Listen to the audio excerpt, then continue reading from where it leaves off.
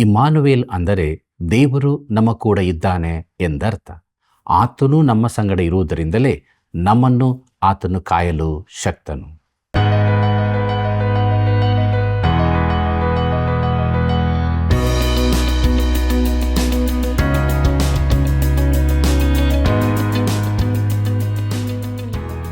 ಆತ್ಮೀಯ ಮಿತ್ರರೇ, ನಿಮಗೆಲ್ಲರಿಗೂ ಪ್ರೀತಿಪೂರ್ವಕವಾದ ವಂದನೆಗಳನ್ನು ಸಲ್ಲಿಸುತ್ತಾ ಸತ್ಯವೇದ ಅಧ್ಯಯನ ಕಾರ್ಯಕ್ರಮಕ್ಕೆ ಸುಸ್ವಾಗತವನ್ನು ಬಯಸುತ್ತೇವೆ. ಕನ್ಯಾಸ್ತ್ರೀಯಲ್ಲಿ ಮಗು ಹುಟ್ಟುತ್ತದೆ ಎಂಬ ಪ್ರವಾದನೆ ಬಹಳ ವಿವಾದಾಸ್ಪದವಾದರೂ ಯೇಸು ಕ್ರಿಸ್ತನ ಜನನದಲ್ಲಿ ಅದು ನೆರವೇರಿತು. ನಿಮಗೆ ಇದರ ಬಗ್ಗೆ ಹೆಚ್ಚಿನ ವಿಷಯಗಳನ್ನು ತಿಳಿದುಕೊಳ್ಳಬೇಕೋ? ಹಾಗಾದರೆ ಇಂದಿನ ಕಾರ್ಯಕ್ರಮವನ್ನು ಪೂರ್ತಿಯಾಗಿ ವೀಕ್ಷಿಸಿರಿ, ನಿಮ್ಮ ಅಭಿಪ್ರಾಯಗಳನ್ನು ತಿಳಿಯಪಡಿಸಿರಿ. ಬನ್ನಿರಿ, ನಮ್ಮ ಅಧ್ಯಯನವನ್ನು ಪ್ರಾರಂಭಿಸೋಣ. ಮನುಷ್ಯನ ಆತ್ಮವು ಯೆಹೋವನ ದೀಪವಾಗಿದೆ, ಅದು ಅಂತರಂಗವನ್ನೆಲ್ಲ ಶೋಧಿಸುತ್ತದೆ. ಜ್ಞಾನೋಕ್ತಿಗಳು 20ನೇ ಅಧ್ಯಾಯ 27ನೇ ವಚನ. ಕರ್ತನಲ್ಲಿ ಪ್ರೀತಿಯುಳ್ಳ ಸಹೋದರ ಸಹೋದರಿಯರೇ, ನಮ್ಮ ರಕ್ಷಕನಾದ ಯೇಸು ಕ್ರಿಸ್ತನ ಅತೀ ಪರಿಶುದ್ಧವುಳ್ಳ ನಾಮದಲ್ಲಿ ನಿಮ್ಮೆಲ್ಲರಿಗೂ ನನ್ನ ಹೃದಯಪೂರ್ವಕವಾದ ಪ್ರೀತಿಯ ವಂದನೆಗಳು.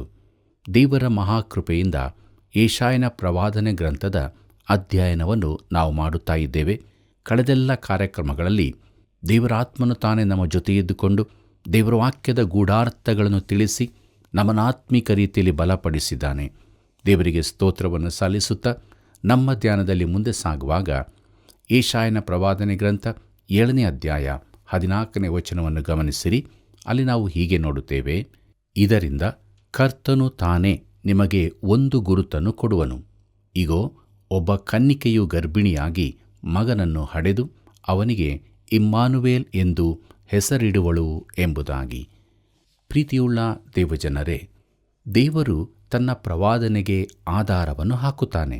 ಈ ಕನ್ಯಾಸ್ತ್ರೀಯ ವೃತ್ತಾಂತ ಸರಿಯೋ ಎಂದು ನೋಡಬೇಕಾದರೆ ನೀವು 4 ಸುವಾರ್ತೆಗಳನ್ನು ಓದಿಕೊಳ್ಳಬೇಕು. ಉದಾಹರಣೆಗೆ, ಮತ್ತಾಯನ ಸುವಾರ್ತೆಯಲ್ಲಿ ಹೀಗಿದೆ: ಹೇಗೆಂದರೆ, ಯೇಸು ಕ್ರಿಸ್ತನ ಜನನವು ಹೇಗಾಯಿತೆಂದರೆ, ಆತನ ತಾಯಿಯಾದ ಮರಿಯಳನ್ನು ಯೋಸೇಫನಿಗೆ ನಿಶ್ಚಯ ಮಾಡಿರಲಾಗಿ ಅವರು ಕೂಡುವುದಕ್ಕಿಂತ ಮುಂಚೆ ಆಕೆಯು ಪವಿತ್ರಾತ್ಮನಿಂದ ಬಸುರಾಗಿದ್ದದ್ದು ತಿಳಿದು ಬಂತು. ಆದರೆ ಆಕೆಯ ಗಂಡನಾದ ಯೋಸೇಫನು ಸಜ್ಜನನಾಗಿದ್ದು ಆಕೆಯನ್ನು ಬಯಲಿಗೆ ತರುವುದಕ್ಕೆ ಮನಸ್ಸಿಲ್ಲದೆ ಯಾರಿಗೂ ತಿಳಿಯದಂತೆ ಆಕೆಯನ್ನು ಬಿಟ್ಟು ಬಿಡಬೇಕೆಂದಿದ್ದನು. ಅವನು ಇದನ್ನು ಆಲೋಚಿಸುತ್ತಿರುವಾಗ ಕರ್ತನ ದೂತನು ಅವನಿಗೆ ಕನಸಿನಲ್ಲಿ ಕಾಣಿಸಿಕೊಂಡು, ಎಲೈ ಯೋಸೇಫನೇ, ದಾವೀದನ ವಂಶದವನೇ, ನಿನ್ನ ಹೆಂಡತಿಯಾದ ಮರಿಯಳನ್ನು ಸೇರಿಸಿಕೊಳ್ಳುವುದಕ್ಕೆ ಅಂಜಬೇಡ. ಆಕೆಯ ಗರ್ಭವು ಪವಿತ್ರಾತ್ಮದಿಂದಲೇ ಆದದ್ದು. ಆಕೆಯು ಒಬ್ಬ ಮಗನನ್ನು ಹಡೆಯುವಳು. ನೀನು ಆತನಿಗೆ ಯೇಸು ಎಂದು ಹೆಸರಿಡಬೇಕು, ಯಾಕಂದರೆ ಆತನೇ ತನ್ನ ಜನರನ್ನು ಅವರ ಪಾಪಗಳಿಂದ ಬಿಡಿಸಿ ಕಾಯುವನು ಅಂದನು. ಕರ್ತನು ಪ್ರವಾದಿಯ ಮುಖಾಂತರ ಹೇಳಿದ ಮಾತು ನೆರವೇರುವಂತೆ ಇದೆಲ್ಲ ನಡೆಯಿತು. ಆ ಮಾತು ಏನೆಂದರೆ, ಇಗೋ, ಒಬ್ಬ ಕನ್ನಿಕೆಯು ಗರ್ಭಿಣಿಯಾಗಿ ಮಗನನ್ನು ಹಡೆಯುವಳು, ಆತನಿಗೆ ಇಮ್ಮಾನುವೇಲ್ ಎಂದು ಹೆಸರಿಡುವರು ಎಂಬುದು. ದೇವರು ನಮ್ಮ ಕೂಡ ಇದ್ದಾನೆಂದು ಈ ಹೆಸರಿನ ಅರ್ಥ ಎಂಬುದಾಗಿ ಮತ್ತಾಯನ ಬರೆದ ಸುವಾರ್ತೆ 1ನೇ ಅಧ್ಯಾಯ 18ನೇ ವಚನದಿಂದ 23ನೇ ವಚನದವರೆಗೆ ಓದುತ್ತೇವೆ. ಕರ್ತನಲ್ಲಿ ಪ್ರಿಯರೇ, ಕನ್ಯಾಸ್ತ್ರೀಯಿಂದ ಮಗು ಹುಟ್ಟುತ್ತದೆಂಬ ಮಾತಿನಿಂದಾಗಿ ಯೆಶಾಯನ ಪ್ರವಾದನೆ ಗ್ರಂಥ 7ನೇ ಅಧ್ಯಾಯ 14ನೇ ವಚನ ಬಹಳವಾಗಿ ವಿವಾದಾಸ್ಪದವಾದ ವಚನವಾಗಿದೆ. ಅವಿಶ್ವಾಸಿಗಳು ಅದನ್ನು ತಳ್ಳಿಹಾಕುತ್ತಾರೆ ಮತ್ತು ಕನ್ಯಾಸ್ತ್ರೀಯಿಂದ ಮಗು ಹುಟ್ಟಿದ್ದನ್ನು ತಿರಸ್ಕರಿಸಲು ಯೋಗ್ಯ ಕಾರಣ ಹುಡುಕಿ ಅದರಲ್ಲಿ ಸೋತು ಹೋಗಿದ್ದಾರೆ. ಇಬ್ರಿಯ ಪದವಾದ ಆಲ್ಮಾ ಎಂಬುದರ ಅರ್ಥದ ಕುರಿತು ವಾಗ್ವಾದಗಳು ನಡೆಯುತ್ತಲೇ ಇವೆ. ಅದರ ಅರ್ಥ ಕನ್ಯಾಸ್ತ್ರೀ ಎಂದಾಗಿದೆ. ಯೆಶಾಯನ ಪ್ರವಾದನೆ ಗ್ರಂಥ 7ನೇ ಅಧ್ಯಾಯ 14ನೇ ವಚನದ ಪ್ರಕಾರ ಈ ಪ್ರವಾದನೆಯನ್ನು ಮರಿಯಳು ಗರ್ಭಧರಿಸಿದ್ದರ ವಿವರಣೆಗಾಗಿ ದೇವದೂತನು ಪುನರುಚ್ಚರಿಸಿದ್ದು. ಈ ಪ್ರವಾದನೆಯು ಒಬ್ಬ ಅವಿವಾಹಿತಳು ಪುರುಷ ಸಂಪರ್ಕವಿಲ್ಲದೆ ಗರ್ಭಧರಿಸಿದ್ದರ ಕುರಿತಾಗಿದೆ ಎಂಬುದು ಸ್ಪಷ್ಟವಾಗಿ ತಿಳಿಯುತ್ತದೆ. ಮತ್ತಾಯನ ಬರೆದ ಸುವಾರ್ತೆ 1ನೇ ಅಧ್ಯಾಯ 23ನೇ ವಚನದಲ್ಲಿ ಉಪಯೋಗಿಸಲ್ಪಟ್ಟ ಪದವು ಪಾರ್ಥೇನೋಸ್ ಎಂದಾಗಿದೆ. ಅದು ಕೂಡ ಕನ್ಯಾಸ್ತ್ರೀ ಎಂದೇ ಅರ್ಥ ಕೊಡುವಂಥದ್ದು.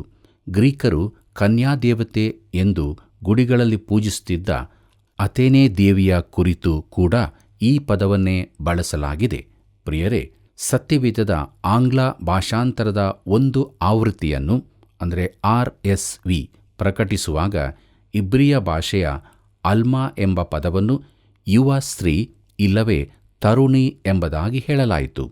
ಕನ್ಯಾಸ್ತ್ರೀ ಎಂಬ ಪದವನ್ನು ಆವರಣದಲ್ಲಿ ಕೊಡಲಾಗಿತ್ತು. ಆದರೆ ಅದು ನಿಜವಾಗಿ ತಿರುಗುಮುರುಗಾಗಬೇಕಾಗಿತ್ತು.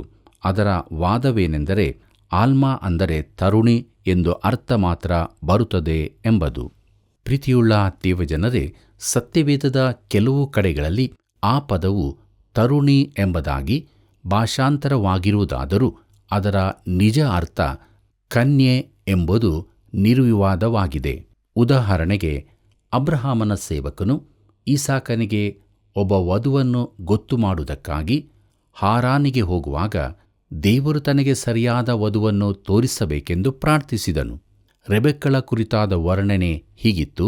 ಹೇಗೆಂದರೆ, ಆ ಹುಡುಗಿ ಬಹು ಸುಂದರಿಯಾಗಿಯೂ ಇನ್ನೂ ಮದುವೆಯಿಲ್ಲದ ಕನ್ನಿಕೆಯಾಗಿಯೂ ಇದ್ದಳು ಎಂಬುದನ್ನು ಆದಿಕಾಂಡ ಪುಸ್ತಕ 24ನೇ ಅಧ್ಯಾಯ 16ನೇ ವಚನದಲ್ಲಿ ಓದುತ್ತೇವೆ. ಪ್ರಿಯರೇ, ಹುಡುಗಿ ಎಂಬುದರ ಇಬ್ರಿಯ ಮೂಲಪದ ನಾರಾ ಎಂದಾಗಿದ್ದು ಅದರ ಅರ್ಥ ಯವನಸ್ಥೆ ಎಂದು. ಆದರೆ ಆಕೆ ಕನ್ನಿಕೆಯಾಗಿದ್ದಳೆಂಬುದನ್ನು ಸ್ಪಷ್ಟವಾಗಿ ತಿಳಿಸಲಾಗಿದೆ. ಮುಂದೆ ಈ ಸೇವಕನು ತಾನು ದೇವರನ್ನು ಪ್ರಾರ್ಥಿಸಿದ್ದರ ಕುರಿತಾಗಿ ಪುನರುಚ್ಚರಿಸುವಾಗ ಹೇಳಿದ್ದು, ಇಗೋ, ನಾನು ಬುಗ್ಗೆಯ ಬಳಿಯಲ್ಲಿ ನಿಂತಿದ್ದೇನಷ್ಟೇ.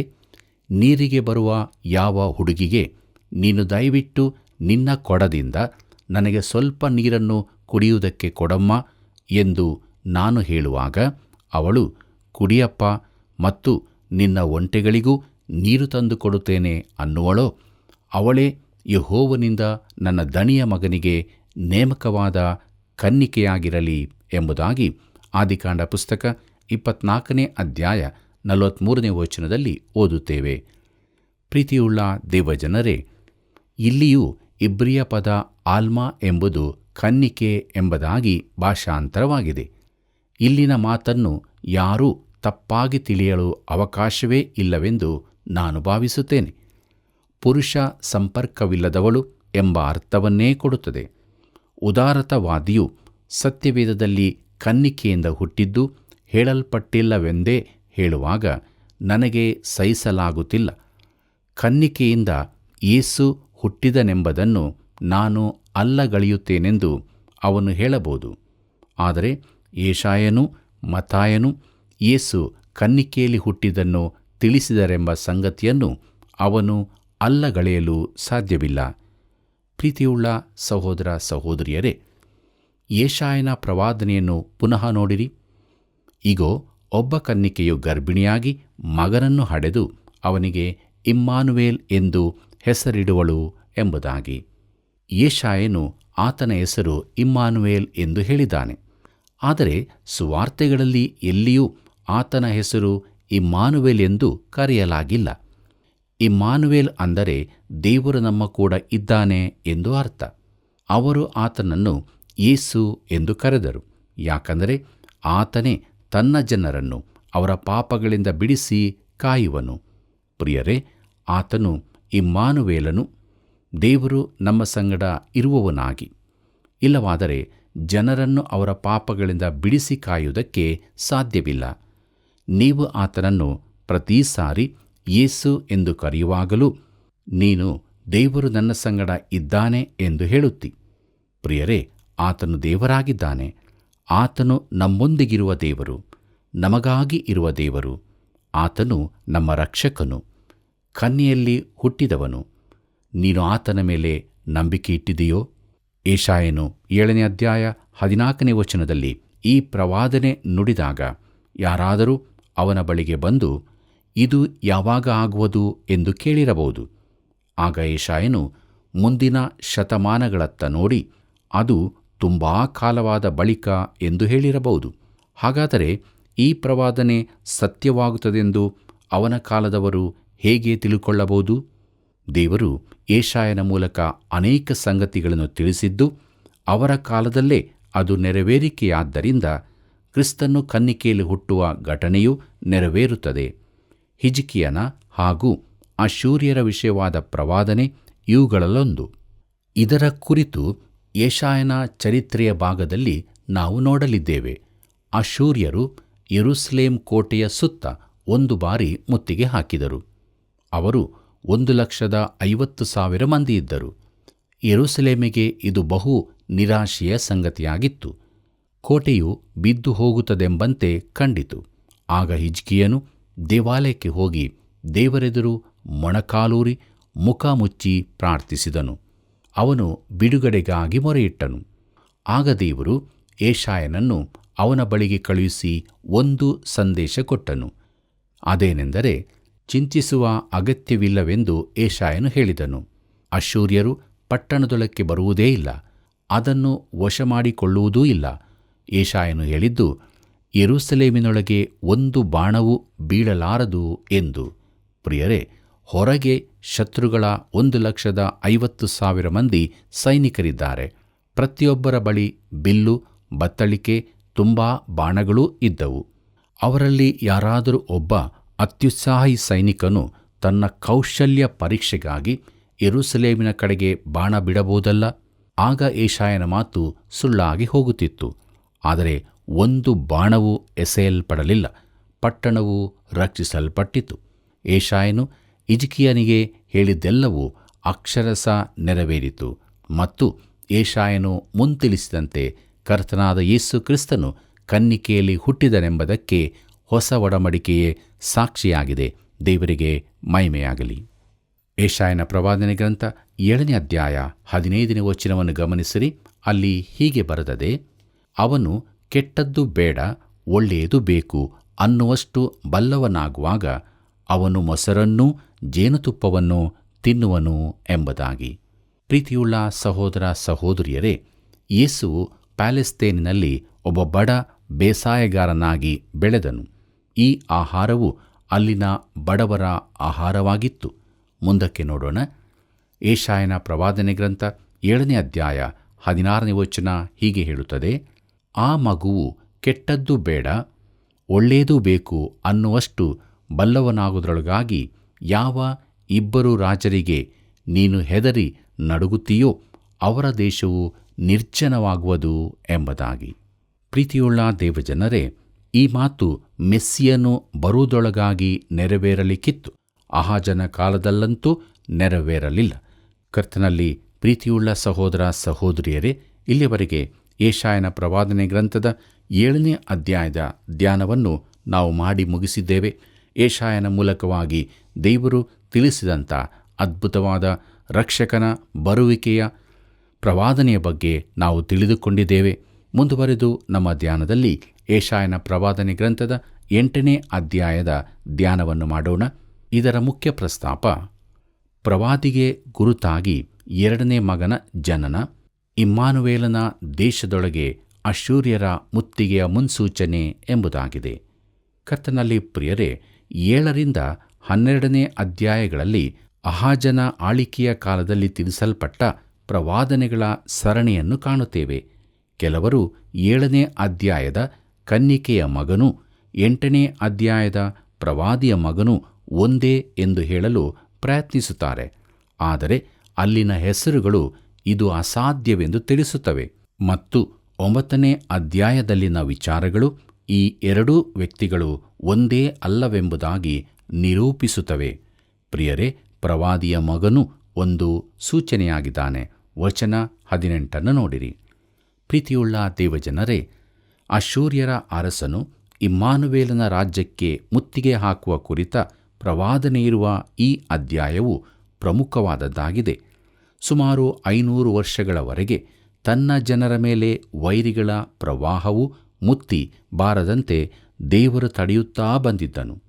ಈಗ ಆತನು ಕಾವಲು ಬಾಗಲನ್ನು ತೆರೆದು ವೈರಿ ಸೈನ್ಯವು ಪ್ರವಾಹದಂತೆ ಒಳಗೆ ನುಗ್ಗಿ ಬರುವುದಕ್ಕೆ ಬಿಟ್ಟನು. ಜನರು ಬಾಹ್ಯ ಸಹಾಯಕ್ಕಾಗಿ ನೋಡಿದರೇ ಹೊರತು ದೇವರ ಸಹಾಯಕ್ಕಾಗಿ ಕೇಳಿಕೊಳ್ಳಲಿಲ್ಲ.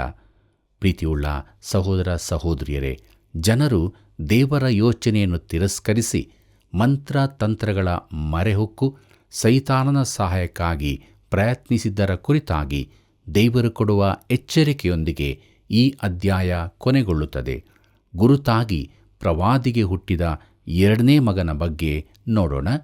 ಯೆಶಾಯನ ಪ್ರವಾದನೆ ಗ್ರಂಥ 8ನೇ ಅಧ್ಯಾಯ 1ನೇ ವಚನ ಹೀಗೆ ಹೇಳುತ್ತದೆ: ಆಮೇಲೆ ಯೆಹೋವನು ನನಗೆ ದೊಡ್ಡ ಹಲಿಗೆಯನ್ನು ತೆಗೆದುಕೊಂಡು ಸಾಧಾರಣ ಲಿಪಿಯಿಂದಲೇ ವಿಷಯ ಸೂಚಕವಾದ ಈ ಪದವನ್ನು ಬರೆ, ಮಾಹೇರ್ ಶಾಲಾಲ್ ಹಾಶ್ ಬಜ್, ಅಂದರೆ ಸೂರೆಗೆ ಆತುರ, ಕೊಳ್ಳೆಗೆ ಅವಸರ ಎಂಬುದಾಗಿ. ಪ್ರೀತಿಯುಳ್ಳ ದೇವಜನರೇ, ಶೇಯಾರ್ ಯಾಶೂಬ್ ಎಂಬುದು ವಿಚಿತ್ರ ಹೆಸರೆಂದು ನೀನು ಭಾವಿಸುವುದಾದರೆ ಈ ಹೊಸ ಹೆಸರಿನ ಗಾತ್ರವನ್ನು ನೋಡು. ಯಾವ ಭಾಷೆಯಲ್ಲಾದರೂ ಒಬ್ಬ ಹುಡುಗನಿಗೆ ಮಾಹೇರ್ ಶಾಲಾಲ್ ಹಾಶ್ ಬಜ್ ಎಂಬ ಹೆಸರು ವಿಚಿತ್ರವಾದ ಹೆಸರೇ ಆಗಿರುತ್ತದೆ. ಜೀವಿತದಲ್ಲಿ ಇಂತಹ ವಿಚಿತ್ರ ಹೆಸರನ್ನು ನೀನು ಹೇಗೆ ಧರಿಸಿಕೊಂಡಿರುತ್ತಿ? ಆದರೆ ಯೆಶಾಯನ ಮಗನು ಇದನ್ನು ಧರಿಸಿರಬೇಕಾಗಿತ್ತು. ಅವನನ್ನು ಹೇಗೆ ಕರೆಯುತ್ತಿದ್ದರೆಂದು ನನಗೆ ತಿಳಿಯದು. ಒಂದು ವೇಳೆ ಮಾಹೇರ್ ಇಲ್ಲವೇ ಹಾಶ್ ಅಥವಾ ಬಜ್ ಎಂಬುದಾಗಿ ಸಣ್ಣದಾಗಿ ಕರೆಯುತ್ತಿದ್ದಿರಬಹುದು. ಯೆಶಾಯನು ತನ್ನ ಮಗನಿಗೆ ಈ ಅಪೂರ್ವವಾದ ಹೆಸರನ್ನು ಕೊಡಬೇಕೆಂದು ದೇವರು ಹೇಳಿದ್ದಕ್ಕೂ ಒಂದು ಕಾರಣವಿದೆ. ವಚನ 18ರಲ್ಲಿ ಅದನ್ನು ಹೇಳಲಾಗಿದೆ. ಅದೇನೆಂಬುದಾಗಿ ನೋಡೋಣ. ಆಹಾ, ನಾನು ನನಗೆ ಯೆಹೋವನು ದಯಪಾಲಿಸಿರುವ ಮಕ್ಕಳು ಚಿಯೋನ್ ಪರ್ವತದಲ್ಲಿ ವಾಸವಾಗಿರುವ ಸೇನಾಧೀಶ್ವರನಾದ ಯೆಹೋವನಿಂದುಂಟಾದ ಗುರುತುಗಳಾಗಿಯೂ ಅದ್ಭುತಗಳಾಗಿಯೂ ಇಸ್ರಾಯೇಲ್ಯರ ಮಧ್ಯದಲ್ಲಿದ್ದೇವೆ ಎಂಬುದಾಗಿ. ಪ್ರಿಯರೇ, ಈ ಇಬ್ಬರೂ ಮಕ್ಕಳು ಗುರುತುಗಳಾಗಿದ್ದು ಅವರ ಹೆಸರುಗಳಿಗೆ ವಿಶೇಷ ಅರ್ಥವೂ ಇತ್ತು. ಮಾಹೇರ್ ಶಾಲಾಲ್ ಹಾಶ್ ಬಜ್ ಎಂದರೆ ಸೂರೆಗೆ ಆತುರ, ಕೊಳ್ಳೆಗೆ ಅವಸರ ಎಂದು ತನ್ನ ಜನರಿಗೆ ವಿರೋಧವಾಗಿರುವವರಿಗೆ ದೇವರು ವಿರೋಧವಾಗಿರುತ್ತಾನೆ ಎಂದರ್ಥ. ದೇವರು ನಮ್ಮ ಕಡೆ ಇದ್ದರೆ ನಮ್ಮನ್ನು ಎದುರಿಸುವವರು ಯಾರು ಎಂಬುದಾಗಿ ರೋಮಾಪುರದಲ್ಲಿ ಬರೆದ ಪತ್ರಿಕೆ 8ನೇ ಅಧ್ಯಾಯ 31ನೇ ವಚನದಲ್ಲಿ ಓದುತ್ತೇವೆ. ಪ್ರೀತಿಯುಳ್ಳ ದೇವಜನರೇ, ಹುಡುಗನ ಹೆಸರು ಆಹಾಜನಿಗೆ ಒಂದು ಸಂದೇಶವನ್ನು ಕೊಡುವುದಾಗಿತ್ತು.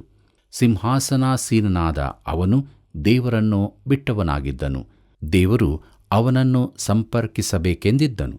ಒಂದು ದೊಡ್ಡ ಹಲಿಗೆಯನ್ನು ತೆಗೆದುಕೊಂಡು ಅದರ ಮೇಲೆ ಸಾಧಾರಣ ಲಿಪಿಯಿಂದ, ಅಂದರೆ ಮನುಷ್ಯರಿಗೆ ತಿಳಿಯುವ ಭಾಷೆಯಲ್ಲಿ ಹೀಗೆ ಬರೆಯಬೇಕೆಂದು ದೇವರು ಯೆಶಾಯನಿಗೆ ಹೇಳಿದನು. ಬಳಿಕ ಅದನ್ನು ಎಲ್ಲರೂ ಓದಲಿಕ್ಕಾಗುವಂತೆ ಮುಖ್ಯ ಸ್ಥಳದಲ್ಲಿ ಅದನ್ನು ನೇತು ಹಾಕಬೇಕು.